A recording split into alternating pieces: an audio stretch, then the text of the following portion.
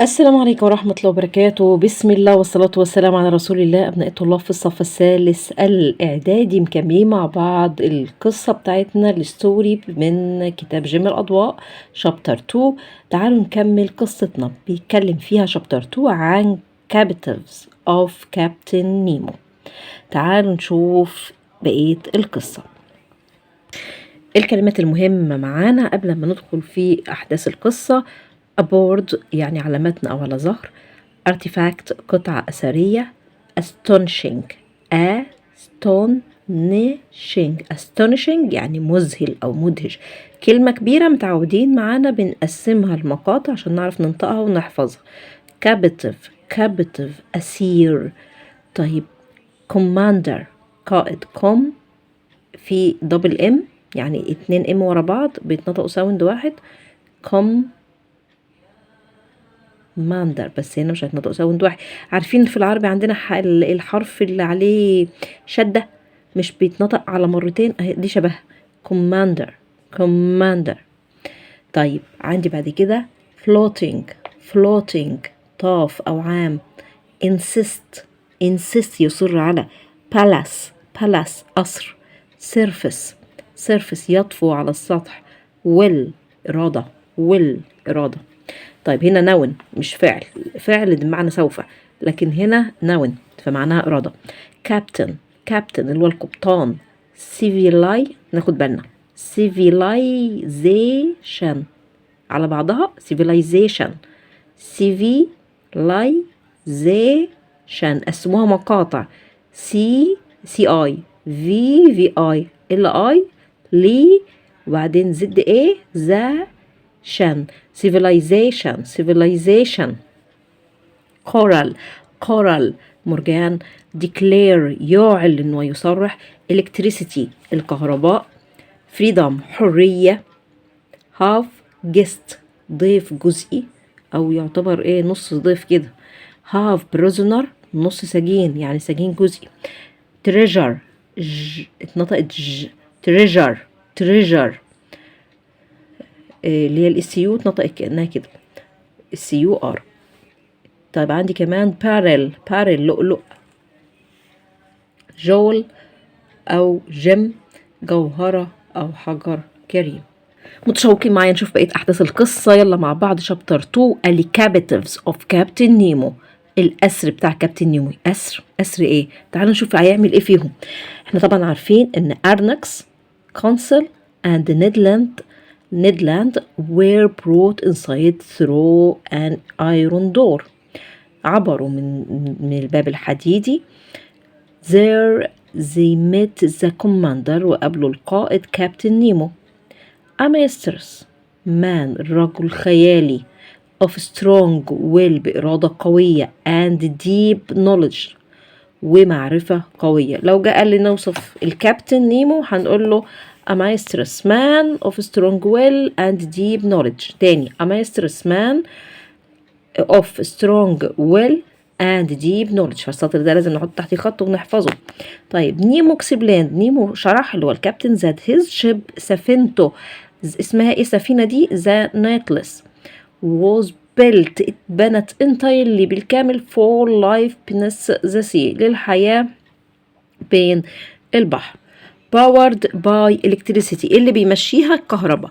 it could travel very long distance هتقدر تسافر لمسافات طويلة without surfacing من غير ما تطلع على سطح البحر.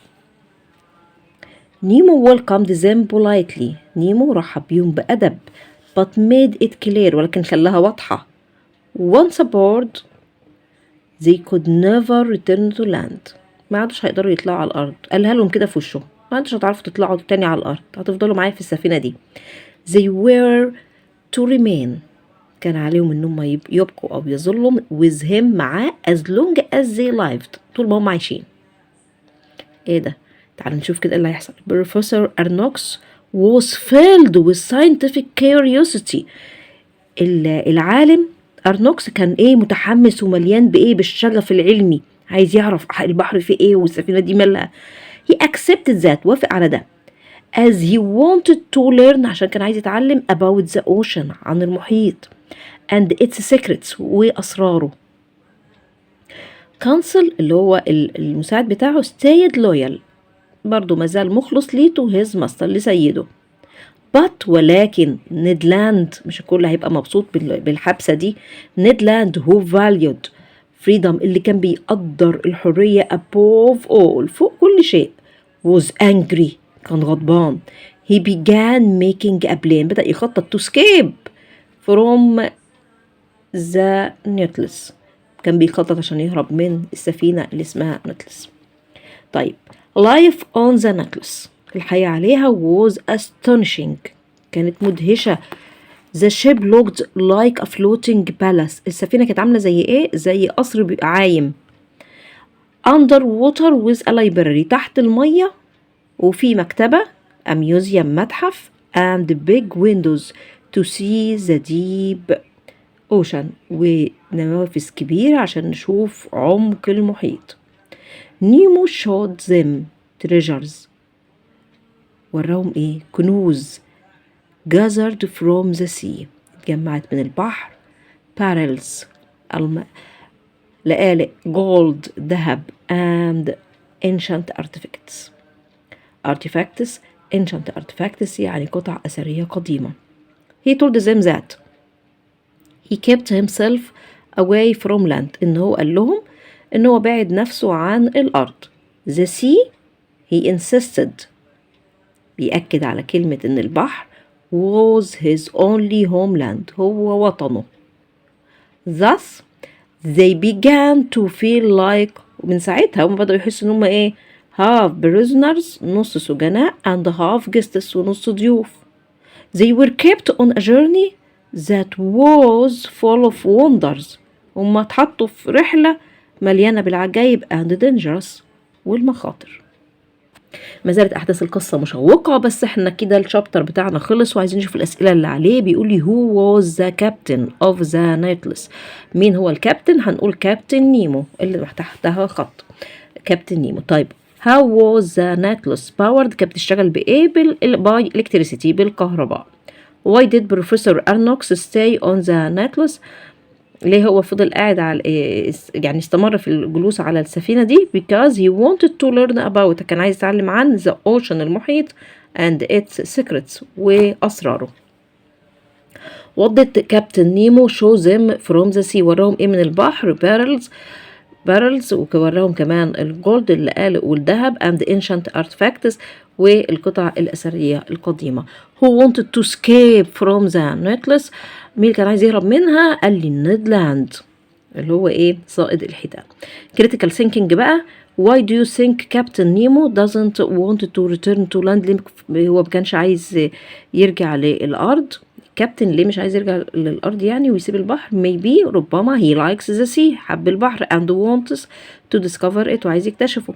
how do you think Counsel feels بتحس ان كونسل اللي هو المساعد بتاع البروفيسور حس بايه about being on the Nautilus حس بايه لما ان هو هيقعد بقى على السفينة دي؟ he feels calm بهدوء and safe وأمان because he trusts Professor Arnox لأنه مستأمن العالم أرنوكس. طيب why is Ned Land different from the other two men ليه هو كان مختلف عن الرجلين الآخرين؟ because he loves freedom لأنه بيحب الحرية. do you think life on the Nautilus is a gift هدية؟ بتعتقد إن الحياة على السفينة دي اللي هي اسمها Nautilus هدية ولا سجن وليه؟ طيب هنقول هنا it can be both ممكن تكون الاتنين. a gift because of its wonders هدية بسبب العجائب اللي فيها والكنوز كمان اللي فيها but a prison سجن because they can't leave لأنهم سجن ليه؟ لأنهم مش قادرين يغادروها مش قادرين يمشوا ويسيبوها. what does the sea mean to Captain Nemo البحر بالنسبة لكابتن نيمو كان بيعتبر ايه؟ his home منزله أو وطنه. بكده نكون وصلنا مع بعض لآخر الفيديو بتاعنا. إن شاء الله انتظرونا في الفيديو القادم في شابتر 3. دمتم في أمان الله.